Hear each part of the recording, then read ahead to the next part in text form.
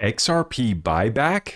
Wait, I know we're not supposed to talk about this one. We might get ourselves in trouble, but we are going to show you that we got some investors that are adamant about an XRP buyback program involving SBI Holdings over there in Japan. Folks, we're going to be talking about that along with the XRP short squeeze, a 17% swing since yesterday, big volatility coming in on XRP. A lot of excitement on RLUSD, the stablecoin from Ripple, going live here today. A lot to cover. Let's get straight on into the update. New merch is available, linked up down below. Everything else is at ZachRector.com. You know the deal. Let's take a look at it. So getting started here, I wanted to update you guys. Eleanor Terrett with the scoop here on Caroline Crenshaw. Now, she is the SEC commissioner who is looking to be renominated, and they're going to vote on that, right? It was set to take place tomorrow, but a Senate aide has just informed Eleanor that tomorrow's Senate Banking Committee scheduled markup vote on SEC Commissioner Caroline Crenshaw has been canceled. So Crenshaw is not going to be confirmed, at least not tomorrow. And this is the last week that Congress is in session before they take their holiday Christmas break. So now what? Crenshaw is still on the commission and has the ability to serve until her replacement is confirmed or until Congress adjourns next year. Per congressional process, the minority party, in this case it will be the Democrats, usually recommends nominees to fill the minority seats on the commission. The president can use his discretion to take their advice, but he's not obligated to.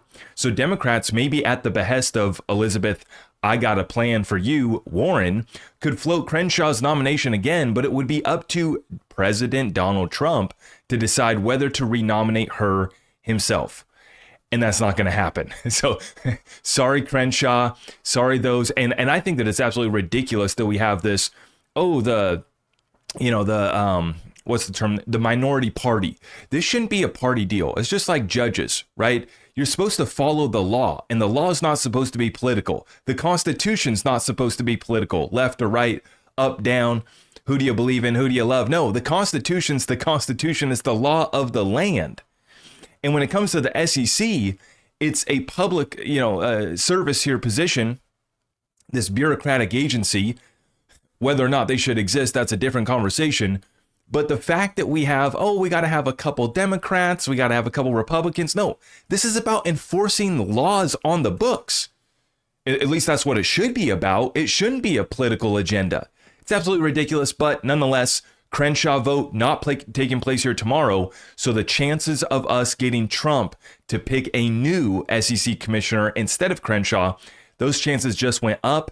And I think it's safe to say that that's probably, 100% going to happen, where he will not be picking Crenshaw to be renominated, no matter what Elizabeth, I got a plan for you, Warren, has in store for us. XRP buyback, you say?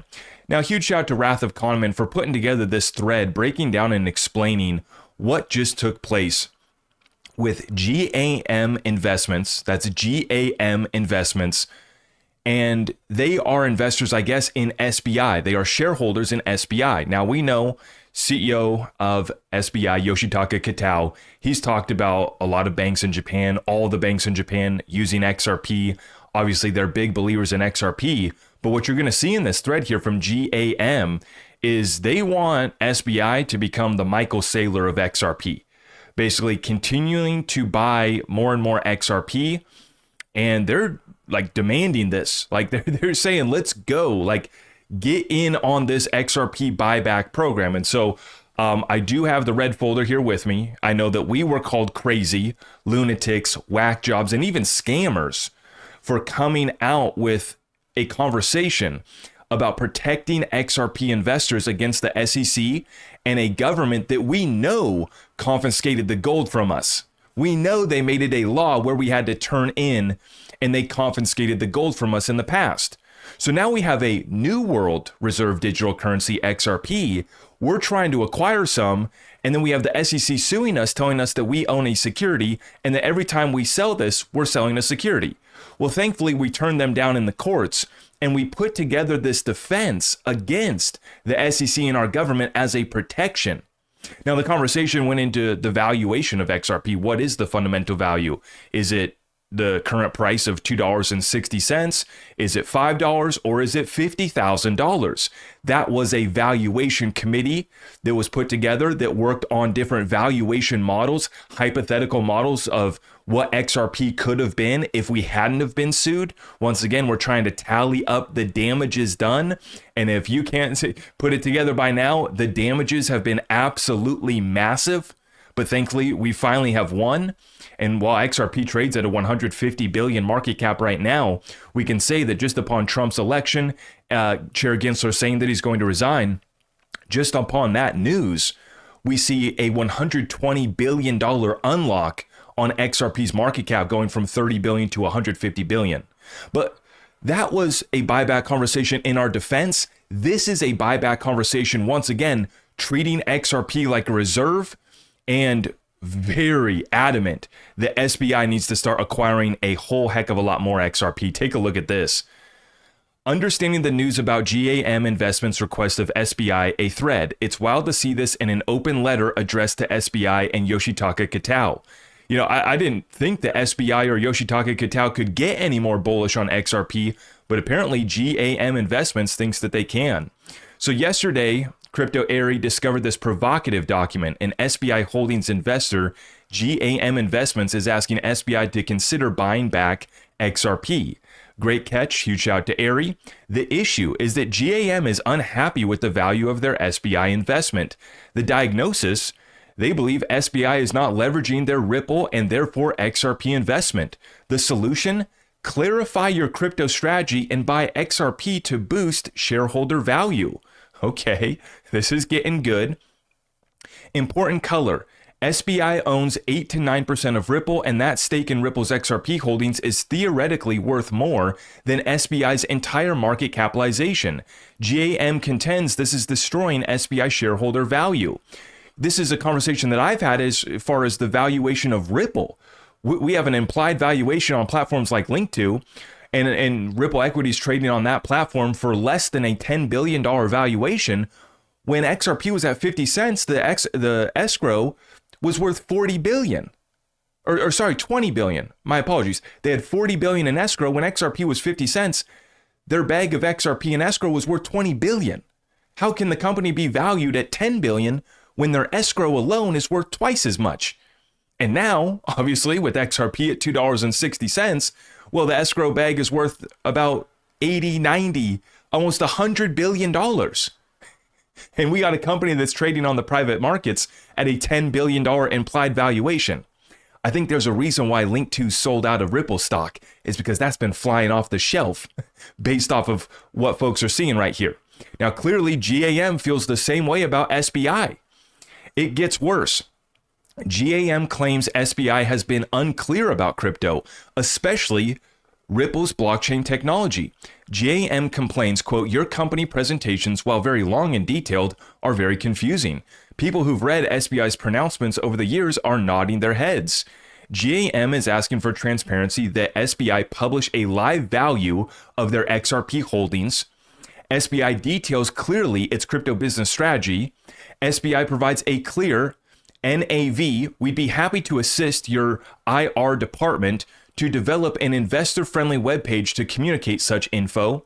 Ouch. They're really calling them out here. But I love this. I mean, whoever does this first, whoever leans into this opportunity first is going to take and have the most advantage in the space. The company that does say, yes, we are adding XRP to our balance sheet, and they actually show and publish a live value of their holdings. Now, obviously, if they're a private company, they're not required to disclose that publicly, but they could.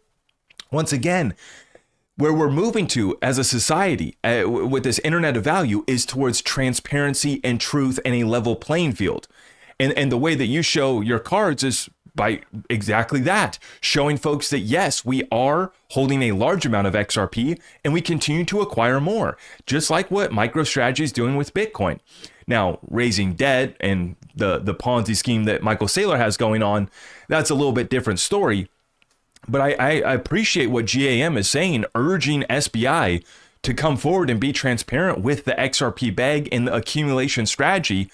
I think it's a great idea. I think that those who do it first are going to, see themselves, once again, further themselves from others in the space who have looked over XRP. The big news is that they want SBI to be to have an active XRP buying program. They suggest that SBI shareholders would benefit more if instead of a cash dividend on their shares, they used the cash to buy XRP, comparing it to MicroStrategy's approach to Bitcoin. Will it happen? The question is whether GAM holds enough SBI assets for SBI to care. It's a pretty blunt public critique. I think maybe it's common in finance. For longtime holders, it's just nice to see SBI ask for transparency. Conclusion, it wouldn't be accurate to say SBI will buy back XRP. It is accurate to say that SBI is being pressured by an investor to buy XRP to increase their NAV, and that alone is pretty amazing. But it comes back to the valuation models and the conversation about, wow, as more and more XRP actually gets taken out of circulating supply, for those that want to use XRP for its utility and its liquidity, right, there's going to be less and less supply available. This is where you're going to need XRP to be at higher prices for it to actually facilitate these flows of liquidity that we're talking about. And as more and more companies and more Joe Blows like myself that stack and hold and keep our XRP locked away, we continue to reduce that circulating supply. And as that demand comes in for XRP, it's just going to continue to drive that price higher and higher. And in the process, we're going to wipe out the shorts.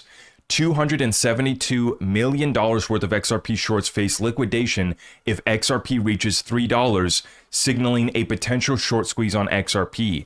Now, right now, we're watching XRP did a full 17% swing since yesterday. Before the announcement that RLUSD was going to go live came out, the announcement came out and pumped XRP by about 11%. Sorry, there's the chart here for you. There's the chart, right? XRP was down at 233 yesterday, pops up to 258 on the news that RLUSD was going to go live today. RLUSD live today pushes XRP up to 272, back test here to 255, and now we continue to build back up. $2.63 as I record this update right now. XRP moving up, short squeeze underway, and you're seeing that this conversation about XRP as a reserve currency, just like Ripple stated in 2017, we remain steadfast towards our simple goal of making XRP a world reserve digital currency. And clearly they're not the only ones that are treating it as a reserve. I'm going to continue to treat it as a reserve, and you guys can let me know in the comments down below what you think about this one. Everything else is at my website, zachrector.com, and I greatly appreciate your support. God bless you all. I am your host, Zach Rector. I really appreciate all of the love and support. If you want to support the channel, just remember that you can start by smashing that thumbs up for me, sharing this content far and wide, and everything else is at my website.